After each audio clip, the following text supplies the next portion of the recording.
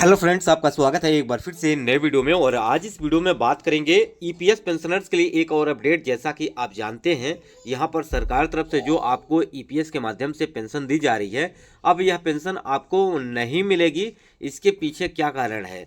अब नहीं मिलेगी, किनको नहीं मिलेगी? हालांकि सबको नहीं, लेकिन कुछ लोग ऐसे हैं जिनको यह पेंशन नहीं मिलेगी। अब इसके पीछे क्या कारण है हम जानेंगे पूरे डिटेल के साथ, तो वीडियो के अंत तक बने रहिएगा। अगर आप प्राइवेट सेक्टर में काम करते हैं तो यह जानकारी आपके लिए अति आवश्यक है, क्योंकि यहाँ पर अगर आपका जो फंड कट रहा है ईपीएफओ के माध्यम से आपके अकाउंट में जा रहा है, उसमें से कुछ धनराशि होती है जिसे आपको नहीं निकालना होता है। और आपका जो लिमिट होता है कि आप कितने वर्ष तक कंपनी में काम करें तभी आपको यहाँ पर पेंशन मिलेगा। पूरा कुछ आज इस वीडियो में जानेंगे, तो आइए चलते हैं, वीडियो को शुरू करते हैं। हालांकि इससे पहले भी मैंने बहुत सारे वीडियो प्रोवाइड किया है, बस वीडियो को लास्ट तक जरूर देखिएगा। जो नए बिगिनर्स हैं, जो नए अभी प्राइवेट सेक्टर में काम करने के लिए जा रहे हैं, उनके लिए तो अति महत्वपूर्ण आवश्यक ये टॉपिक रहेगा। हालांकि जिन लोगों का अभी ईपीएस के माध्यम से पैसा कट रहा है, अभी उनको न्यूनतम 1000 रुपये पेंशन दी जा रही है, लेकिन इसकी मांग को लेकर इसके लिए धरना प्रदर्शन भी जारी है। हालांकि अभी कुछ मेन अपडेट निकल के नहीं आया है, जैसे कुछ निकलता है तो मैं आपको सबसे पहले प्रोवाइड कर दूंगा। देखिए फ्रेंड्स, अगर हम बात करें तो सभी नागरिकों को अपने भविष्य को लेकर चिंता बनी रहती है। जैसा आप चाहे प्राइवेट सेक्टर में काम कर रहे हो, चाहे आप नौकरी ना कर रहे हो, चाहे आप नौकरी कर रहे हो, यानी गवर्नमेंट नौकरी, हर जगह आपको यहाँ पर अपने जो भविष्य है उसको लेकर आप चिंता में रहते हैं। ऐसे में सरकार तरफ से यहाँ पे आपको प्राइवेट सेक्टर में अगर बात की जाए तो ईपीएफओ के माध्यम से पेंशन दिया जाता है। वहीं अगर हम बात करें सामाजिक सुरक्षा पेंशन की, तो राज्य सरकार या केंद्र सरकार की तरफ से आपको यहाँ पर वृद्धावस्था, विधवा, दिव्यांग वृद्धावस्था पेंशन आपको दी जाती है। वहीं जो सरकारी कर्मचारी हैं उनको भी रिटायरमेंट के बाद OPS pension, old pension scheme बंद होने के बाद से बहुत सारी दिक्कतों का सामना करना पड़ा है। बशर्ते अब 1 तारीख से अगर हम बात करें, अगले साल अगर हम बात करें तो यहाँ पर 2025 में अब यूनिफाइड पेंशन स्कीम लागू होने जा रही है। केंद्र सरकार के जितने भी यहाँ पर कर्मचारी हैं उनके लिए अब उनको यहाँ पर पेंशन एक जो कि बेसिक का 50% उनको उपलब्ध कराया जाएगा। तो ऐसे में अगर हम बात करें जो प्राइवेट सेक्टर में काम कर रहे हैं उन लोगों के लिए ज़्यादा चिंता की बात है, क्योंकि यहाँ पर पेंशन भी मिनिमम में दी जा रही है 1000 रुपये।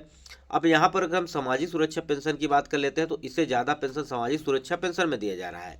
यानी जो पेंशनर्स विधवा, दिव्यांग वृद्धावस्था पेंशन ले रहे हैं, कुछ राज्यों में तो 3000 रुपये महीने दिए जा रहे हैं, कुछ राज्यों की अगर मैं बात करूँ तो यहाँ पर 15000 रुपये महीने भी दिया जा रहा है।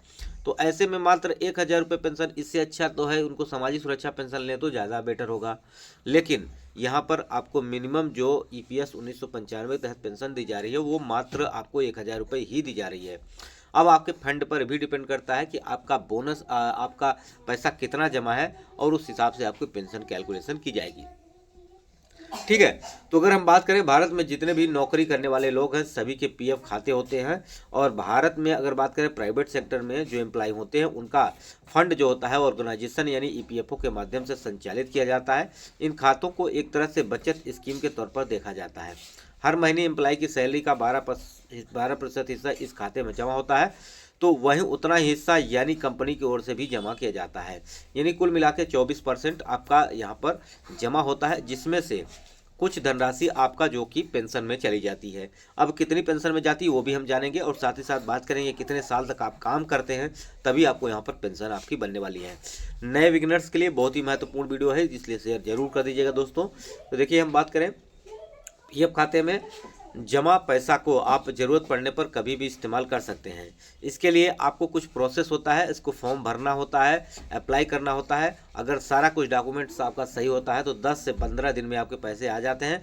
अगर सारा कुछ सही है तो कभी कभी आपका पैसा पहले भी आ जाता है। अगर कहीं किसी प्रकार की गड़बड़ी है तो आपको महीने, 2 महीने, 4 महीने, 6 महीने भी लग सकते हैं।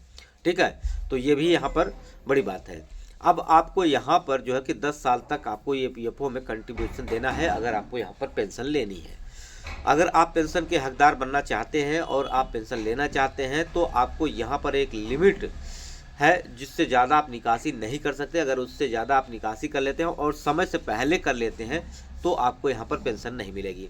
जैसा कि आपको बता दिया कि 10 साल तक आपको काम करना है, 10 साल तक आपका पैसा जमा होना चाहिए, और आप कंपनी का रिजाइन करके अगर आप पूरा पैसा निकालना चाहते हैं तो आपको 100% तभी निकलेगा जब आप जो कि यहाँ पे 10 साल से कम नौकरी किए हों और रिजाइन दिए हों।